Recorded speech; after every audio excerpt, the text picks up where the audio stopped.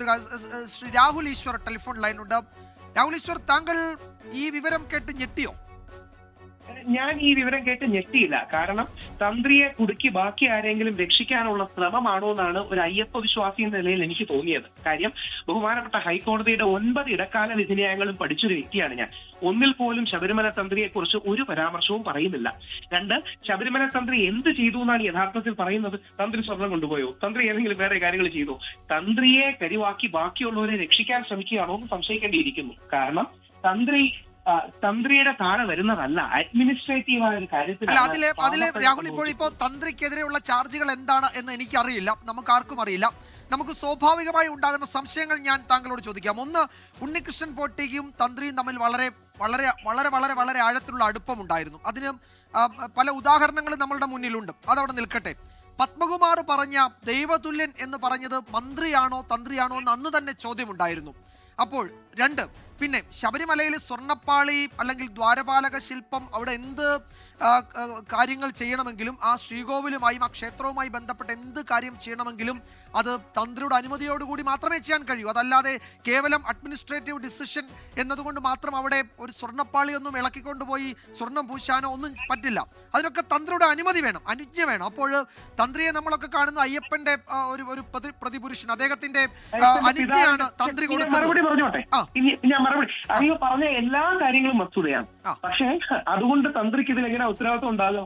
ഉത്തരവാദിത്വം ഇല്ല എന്ന് പറയാനും കഴിയില്ലല്ലോ. അപ്പോൾ ഇല്ലെന്ന് പറയാൻ കഴിയും. എന്തുകൊണ്ടാണെന്ന് ഞാൻ പറയാം. കാര്യം ഉണ്ണികൃഷ്ണൻ പോറ്റിയെ 2007 മുതൽ അറിയാം. ജലഹള്ളിയിൽ, അതായത് നമ്മുടെ ബാംഗ്ലൂരിലെ ജലഹള്ളിയിൽ കണ്ഠര രാജീവർ അദ്ദേഹം തന്ത്രിയായിരുന്ന കാലത്ത് ഇദ്ദേഹം അവിടെ ഉണ്ടായിരുന്നു എന്ന് പറയുന്നു. അതുകൊണ്ട് ഇയാൾ 2019 ഏതൊരു കുറ്റത്തിന് തന്ത്രിക്ക് എന്തെങ്കിലും കൾപ്പബിലിറ്റിയോ തന്ത്രിക്ക് എന്തെങ്കിലും ഉത്തരവാദിത്വം ഉണ്ടാവുമോ? 2, തന്ത്രിയുടെ അനുമതി വേണമെന്ന് പറയുന്നു. ഉദ്യോഗസ്ഥർ തന്ത്രിക്ക് എടുത്തു കൊടുക്കുന്നു, തന്ത്രി അനുമതി കൊടുക്കുന്നു. 3, അഡ്മിനിസ്ട്രേറ്റീവ് ഡിസിഷൻ ആണ് യഥാർത്ഥത്തിൽ ഈ സാമാന്യ യുക്തി കൊണ്ട് ഞാനൊരു കാര്യം ചോദിക്കട്ടെ. ഇപ്പോൾ തന്ത്രി കണ്ഠര രാജീവരെ പോലെ ശബരിമലയുടെ താന്ത്രികാവകാശമുള്ള ഒരു സീനിയർ തന്ത്രിയെ ഏതെങ്കിലും തരത്തിൽ വെറുതെ കസ്റ്റഡിയിൽ എടുക്കുമോ? നമുക്ക് ഊഹിക്കാവുന്നല്ലേ ഉള്ളൂ. അത് താങ്കൾ പറഞ്ഞു.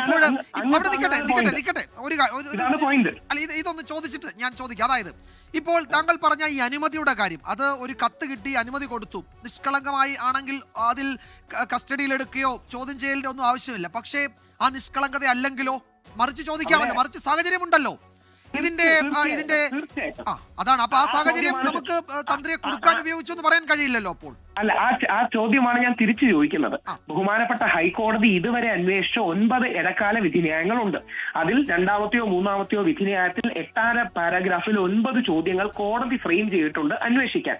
ഈ 9 ഇടക്കാല വിധിന്യായങ്ങളിൽ ഏതെങ്കിലും തന്ത്രിയെ കുറിച്ച് നെഗറ്റീവ് പരാമർശങ്ങൾ ഉണ്ടോ? ഇല്ല.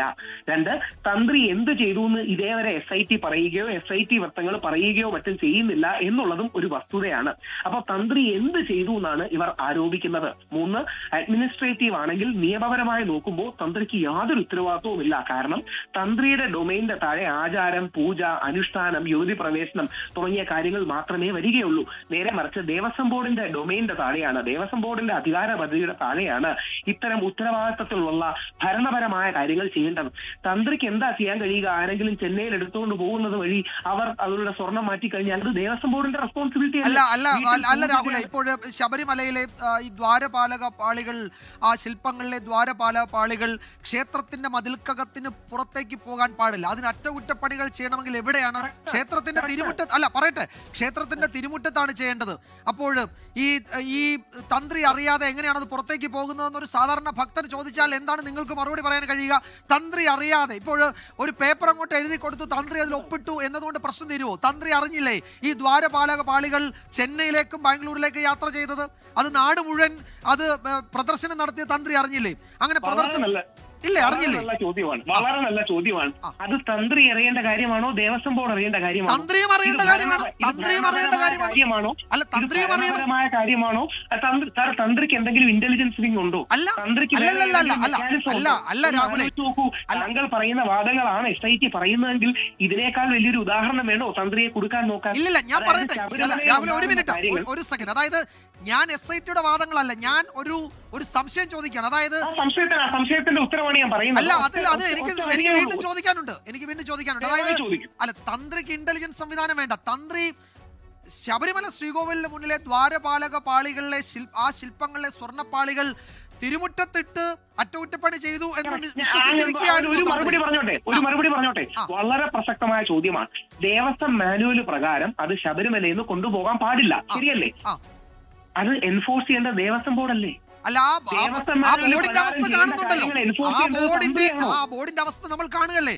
ആ ബോർഡിലെ മുഴുവൻ ആളുകളും അംഗങ്ങളും പ്രസിഡന്റും അവിടുത്തെ ഉദ്യോഗസ്ഥരും ഒക്കെ നിൽക്കുകയാണ്. ആ ഒരു ഗൂഢാലോചനയിലേക്ക്, ആ ഒരു ഗൂഢാലോചനയുടെ ഭാഗമാണോ തന്ത്രിയും എന്നാണ് ഞാൻ ചോദിക്കുന്നത്. കാരണം വളരെ സിമ്പിളായ ചോദ്യമാണ്. അങ്ങ് പറഞ്ഞ പോയിന്റ് ആണ് ഇതിന്റെ ആത്മാവ്. അതായത് ദേവസ്വം മാനുവൽ പ്രകാരം ശബരിമലയിൽ നിന്ന് സ്വർണം വെളിയിലോട്ട് കൊണ്ടുപോകാൻ പാടില്ല. ശബരിമലയെ വെച്ച് തന്നെയാണ് യഥാർത്ഥത്തിൽ ഇത് ചെയ്യേണ്ടത്. ദേവസ്വം മാനുവൽ എൻഫോഴ്സ് ചെയ്യാൻ, ദേവസ്വം മാനുവൽ പ്രവർത്തിപഥത്തിൽ എത്തിക്കാനുള്ള ഉത്തരവ് ദേവസ്വം ബോർഡിനല്ലേ? തന്ത്രി ദേവസ്വം മാനുവൽ നോക്കിയാണോ പൂജ ചെയ്യുന്നത്? അല്ല രാഹുൽ, 2019 മുതൽ ഇതുവരെ ഈ നമ്മൾ ഈ പറയുന്ന 2026 വരെ ഏതെങ്കിലും ഒരു സമയത്ത് ഏതെങ്കിലും ഒരു തന്ത്രി അതിന് വിരുദ്ധമായി അവിടെ ചെയ്തു എന്നൊരു വാക്ക് എവിടെങ്കിലും പറഞ്ഞിട്ടുണ്ടോ, എഴുതി വെച്ചിട്ടുണ്ടോ? അപ്പോൾ ഇതുവരെ ദേവസ്വം മാനുവൽ നോക്കിയല്ല. അതായത് ദേവസ്വം ബോർഡാണ് ദേവസ്വം മാനുവൽ പിന്തുടരുന്നത്. തന്ത്രി പിന്തുടരുന്നത് ശൈവാഗമങ്ങളാണ്. ആചാരലംഘനം ചെയ്തത് ദേവസ്വം ബോർഡല്ലേ? ചൂണ്ടിക്കാട്ടിയിരുന്നു. എങ്ങനെ ചൂണ്ടിക്കാട്ടും? കാര്യം ഇപ്പോഴല്ലേ ഈ വസ്തുത പുറത്തു വന്നു. ഞാൻ ചോദിക്കുന്നത്, ഈ ദ്വാരപാലക പാളികളിലെ ശില്പങ്ങൾ ശബരിമലയ്ക്ക് കൊണ്ടുപോകാൻ, അതായത് അറ്റകുറ്റപ്പണിക്ക് തന്ത്രി അനുമതി കൊടുത്തല്ലോ. കാര്യം ദേവസ്വം ബോർഡ് ചോദിച്ചിട്ട് കൊടുത്തു. ദേവസ്വം ബോർഡ് ചോദിക്കുന്ന എല്ലാ മാസങ്ങൾക്കും തന്ത്രി അതുപോലെ ഉത്തരം കൊടുക്കണോ? അല്ല, തന്ത്രിക്ക് വേറെ എന്താ ചെയ്യാൻ കഴിയുക? ദേവസ്വം ബോർഡിന്റെ മാനുവൽ വെച്ച് ദേവസ്വം ബോർഡ് നടത്തേണ്ട കാര്യങ്ങൾ ചെയ്യാത്തത് കൊണ്ട് തന്ത്രിയെ അറസ്റ്റ് ചെയ്യണമെന്ന് പറയുന്നത് അല്ല രാഹുൽ, നമുക്കറിയില്ല തന്ത്രിയുടെ റോൾ എന്താണെന്ന് നമുക്കറിയില്ല. അത് SIT പറയട്ടെ. തന്ത്രിയുടെ റോൾ ഒറ്റ കാര്യമേ ഉള്ളൂ. ദേവന്റെ പിതാവാണ് തന്ത്രി. അതായത് ആ പ്രാണപ്രതിഷ്ഠയ്ക്ക് ആത്മാവ് പകർന്നു തരുന്ന, പ്രാണൻ പകർന്നു തരുന്ന ആളാണ് തന്ത്രി. തന്ത്രി അതുകൊണ്ട് തന്നെ റിച്വലിസ്റ്റിക് ഫാദർ അഥവാ ആചാരപരമായി പിതൃസ്ഥാനീയനാണ്. ഇതാണ് തന്ത്രിയുടെ റോൾ. അവിടെ പൂജ ചെയ്യുക, ആചാരങ്ങൾ ചെയ്യുക. ദേവസ്വം മാനുവൽ ഫോളോ ചെയ്താണോ തന്ത്രി നിൽക്കുന്നത്? ദേവസ്വം മാനുവൽ ദേവസ്വം ബോർഡല്ലേ ഫോളോ ചെയ്യേണ്ടത്? ദേവസ്വം മാനുവൽ ബോർഡിന് മാത്രമാണ് ബാധകമെങ്കിൽ തന്ത്രിയോട് ചോദിക്കണ്ടല്ലോ. തന്ത്രിയുടെ അനുമതിയും കൂടി വേണ്ട കാര്യങ്ങളാണ് അവിടെ നടന്നത്. പ്രകാരം തന്ത്രിയോട് ചോദിക്കണം. ദേവസ്വം മാനുവൽ ഉണ്ടായിട്ട് എത്ര കാലമായി? ശബരിമല ഉണ്ടായിട്ട് ആയിരക്കണക്കിന് വർഷങ്ങളായി. ദേവസ്വം മാനുവൽ ഉണ്ടായിട്ട് എത്ര കാലമായി? ദേവസ്വം ബോർഡ് എന്ന സംവിധാനം അല്ല, ദയവായ ഒരു നിമിഷത്തെ കേൾക്കുക. ദേവസ്വം ബോർഡ് എന്ന സംവിധാനം വരുമ്പോൾ സർക്കാരുകൾ കുറെ ചിട്ടവട്ടങ്ങൾ കൊണ്ടുവന്നു. അതിനെ ബഹുമാനിക്കുന്നു. ആ സർക്കാർ കൊണ്ടുവന്ന ചിട്ടവട്ടങ്ങൾ സർക്കാരോ ദേവസ്വം ബോർഡോ പിന്തുടർന്നില്ലെങ്കിൽ അത് തന്ത്രിയുടെ പോരായ്മയാകുമോ? യഥാർത്ഥത്തിൽ തന്ത്രിയാണോ ഈ ദേവസ്വം മാനുവൽ നടപ്പാക്കേണ്ട ആൾ? തന്ത്രിക്കും ദേവസ്വം മാനുവലും തമ്മിൽ എന്തെങ്കിലും പ്രകടമായ ബന്ധമുണ്ടോ? തന്ത്രിയെ കുറിച്ച് തന്നെ വളരെ ലിമിറ്റഡ് പരാമർശങ്ങളാണ് ദേവസ്വം മാനുവലിലുള്ളത്. തന്ത്രി ഏതെങ്കിലും ആചാര കാര്യങ്ങളിൽ എന്തെങ്കിലും തെറ്റുവരുത്തിയിട്ടുണ്ടോ? എന്തെങ്കിലും അനുഷ്ഠാന കാര്യങ്ങളിൽ തെറ്റുവരുത്തിയിട്ടുണ്ടോ? ശബരിമല യുവതി പ്രവേശന സമയത്ത് ഇത്രയും സമ്മർദ്ദം നിന്ന സമയത്ത്, അപ്പുറത്ത് മുഖ്യമന്ത്രി നിന്ന സമയത്ത് യുവതികളെ കയറ്റുകയാണെങ്കിൽ നട അടച്ചിട്ട് പോകുമെന്ന് പറയാൻ ധൈര്യം കാണിച്ച ആളാണ് കണ്ഠരര് രാജീവൻ. അതായത് ഏറ്റവും കൂടുതൽ പ്രക്ഷുബ്ധമായി നിന്ന സമയത്ത് പറഞ്ഞതൊക്കെ കേട്ടു. പക്ഷേ അതിന് മറുവശം ഉണ്ടല്ലോ. നിങ്ങൾ ആ മറുവശത്തെ കൂടി പറയണം. തന്ത്രി എന്ത് ചെയ്യണമായിരുന്നു? പറയട്ടെ, ഞാൻ പറയട്ടെ. ദേവസ്വം മാനുവൽ വായിച്ച് ഹൈക്കോടതിയിലേക്ക് പോകണമായിരുന്നു. താങ്കൾ പറഞ്ഞു നിർത്തിയെങ്കിൽ ഞാൻ ചോദിക്കട്ടെ. തീർച്ചയായിട്ടും. അതായത് ഇതിൽ എന്താണ് നടന്നത്? ഇതിൽ ഒരു ക്രിമിനൽ കോൺസ്പിറസിയാണ് നടന്നതാണോ? സമ്മതിച്ചോ? ആ ക്രിമിനൽ കോൺസ്പിറസിയിൽ ഇതിന് ഈ അനുജ്ഞ നൽകിയ തന്ത്രിക്ക് പങ്കുണ്ടെന്ന് SIT പറഞ്ഞാൽ എങ്ങനെ നിഷേധിക്കാൻ കഴിയും? കാരണം തന്ത്രിയുടെ അനുമതിയോടുകൂടിയാണ് നടന്നിരിക്കുന്നത്. എന്താ തന്ത്രിക്ക് പങ്കുണ്ടെന്ന് പറയുന്നത്? തന്ത്രിക്ക് പങ്കുണ്ടെന്ന് പറയാൻ എന്താ അതിന്റെ ബേസ്? അല്ല, തന്ത്രിയുടെ അനുമതിയോടുകൂടിയാണല്ലോ ഇത് മുഴുവൻ നടന്നത് രാഹുലേ. സാറേ, തന്ത്രിയുടെ അനുമതി ദേവസ്വം ബോർഡുകാർ ചോദിച്ചിട്ട് കൊടുക്കുന്നതല്ല. അതുകൊണ്ട് ദേവസ്വം ബോർഡുകാർ ചോദിക്കുമ്പോൾ കൊടുക്കണം എന്ന് നിബന്ധനയുണ്ടോ ദേവസ്വം മാനുവലിൽ? ഒരു സെക്കൻഡ് ശ്രദ്ധിക്കൂ. ദേവസ്വം ബോർഡുകാർ ചോദിച്ച് തന്ത്രി അനുമതി കൊടുക്കുന്നു. പോകുന്ന വഴിക്ക് ദേവസ്വം ബോർഡിലെ ചിലരോ അല്ലെങ്കിൽ ഉണ്ണികൃഷ്ണനോ സ്വർണ്ണം അടിച്ചു മാറ്റുന്നു. അതുകൊണ്ട് തന്ത്രിക്ക് എങ്ങനെ ഉത്തരവാദിത്വം ഉണ്ടാകുക? അങ്ങനെയാണെങ്കിൽ ഞാൻ ഒരിക്കലും പറയുന്നതല്ല. അങ്ങനെയാണെങ്കിൽ ഹൈക്കോടതിക്ക് ഉത്തരവാദിത്വം ഉണ്ടെന്ന് പറയുമല്ലോ ആള്.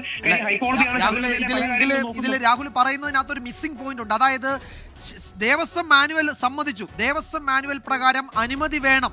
ആരുടെ? തന്ത്രിയുടേത്. അപ്പോ അനുമതി ദേവസ്വം ബോർഡ് ചോദിക്കുന്ന എല്ലാ അഡ്മിനിസ്ട്രേറ്റീവ് റിക്വയർമെന്റിനും താഴെ തന്ത്രി ഒപ്പിടണം എന്ന് ദേവസ്വം മാനുവൽ പറയുന്നുണ്ടോ? പറ്റൂ. തന്ത്രിക്ക് വേണ്ടെന്ന് പറയാൻ കഴിയുമോ? അതായത് ദേവസ്വം ബോർഡുകാർ സ്വർണം മാറ്റി പുതിയത് പൂശണമെന്ന് പറയുന്നു. തന്ത്രിക്ക് വേണ്ടെന്ന് പറയാൻ എന്ത് പ്രാഗൽഭ്യമുള്ളത്? തന്ത്രി സ്വർണ്ണപ്പണിക്കാരനല്ല. തന്ത്രിക്ക് ഏതെങ്കിലും രീതിയിൽ സ്വർണത്തിന്റെ പണിയിൽ കാര്യം അറിയില്ല. തന്ത്രിയോട് ആചാരപരമായി ചോദിക്കുകയാണ്, അനുജ്ഞ വേണം. തന്ത്രി പറയുന്നു. അങ്ങനെയാണെങ്കിൽ ആചാര ലംഘനത്തിൽ തന്ത്രി കൂട്ടുനിന്നല്ലോ. ഇതെങ്ങനെയാണ് ശബരിമല വിട്ടുപോയത്? അതിനുശേഷം ആചാരം ലംഘിച്ചവരല്ലേ പ്രശ്നം? ഇപ്പൊ ഉദാഹരണം കനകദുർഗയും ബിന്ദു അമ്മണിയും ശബരിമലയിൽ അതല്ലല്ലോ ആ വിഷയം നമ്മൾ ചർച്ച ചെയ്തത്. അതല്ലല്ലോ ഇപ്പൊ സ്വർണ്ണം ചോദിച്ചത് തന്ത്രി. ഇനി അങ്ങ് ചോദിച്ച ഈ ചോദ്യങ്ങൾ സമൂഹത്തിൽ തീർച്ചയായിട്ടും ചോദിക്കണം. കാരണം ഇതിന്റെ എല്ലാം പിന്നിൽ യാതൊരു മെറിറ്റും ഇല്ലാതെ തന്ത്രിയെ കൊടുക്കാൻ ശ്രമിക്കുകയാണോ? ഒന്ന്. രണ്ട്, 9 ഇടക്കാല വിധിന്യായങ്ങളുണ്ട്. ഇതുവരെ ഒന്നിലെങ്കിലും തന്ത്രിയുടെ പേര് നെഗറ്റീവ്ലി പരാമർശിച്ചിട്ടുണ്ടോ? അന്വേഷിക്കുമ്പോഴല്ലേ രാഹുലെ അതിന്റെ വിവരങ്ങൾ വരുന്നത്? ഇപ്പൊ 9 ഇടക്കാല